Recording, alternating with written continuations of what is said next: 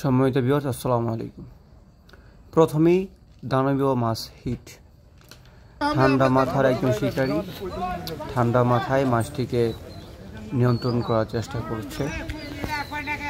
আজকে ৮,০০০ টাকা মাছের ধরা চলছে গাজীপুরের শ্রীপুরে আফসার মেম্বারের পুকুরে। শিকারী বিশাল সাইজের একটি ব্লাড কাপ মাছ হিট করেছেন। 2 কাটার একজন শিকারী ঠান্ডা মাথায় মাছটিকে নিয়ন্ত্রণ করার চেষ্টা করছেন। মাছটিকে নিয়ন্ত্রণ করতে জায়গা পরিবর্তন করতে হচ্ছে। বড় সাইজের মাছগুলো নিয়ন্ত্রণ করা একটু কষ্ট, একটু সময় লাগে মাছটিকে নেটবন্দি করতে। এই জন্য এক সাইডে চলে যাচ্ছেন যাতে অন্য শিকারীদের কোনো অসুবিধা না হয়।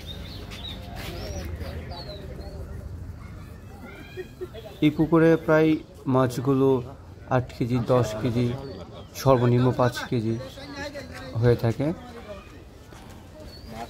এই পুকুরে এক একটি ব্লাড কাপ মাছ দানবীয় আকৃতির, যেটাকে আমরা বাংলায় মহাশোলও বলে থাকি। যদিও এটি পাহাড়ি নদীর একটি মাছ, কিন্তু পুকুর মালিকদের কাছে খুবই পছন্দের এবং শিকারীদের কাছে খুব পছন্দের একটি মাছ। অল্প সময় খুব বিগ সাইজ হয়ে থাকে এই পাহাড়িয়া নদীর ব্লাড কাপ মাছগুলি।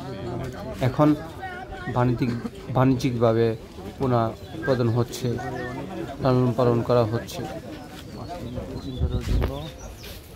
দেখতে পাচ্ছেন মাছটিকে নিয়ন্ত্রণ করার জন্য শিকারী ওনার জায়গা ছেড়ে অন্য জায়গায় চলে এসেছেন। আশা করি আমরা মাছটিকে নেটবন্দি করতে পারবে। মনে হচ্ছে নিচে নামতে হবে, পানির গভীরতা একটু কমে গিয়েছে। মাশাআল্লাহ, বিগ সাইজ একটি ব্লাড কাপ মাছ। দেখেন, নেট বন্দি করার সময়টি অনেক গুরুত্বপূর্ণ। একটু বলে মাছটি ছুটে যেতে পারে, এখানে অভিজ্ঞতার পরিচয় দিতে হয়। মাছটি একদম ক্লান্ত হয়ে গেছে। দেখেন কি বিশাল সাইজের একটি ব্লাড কাপ মাছ।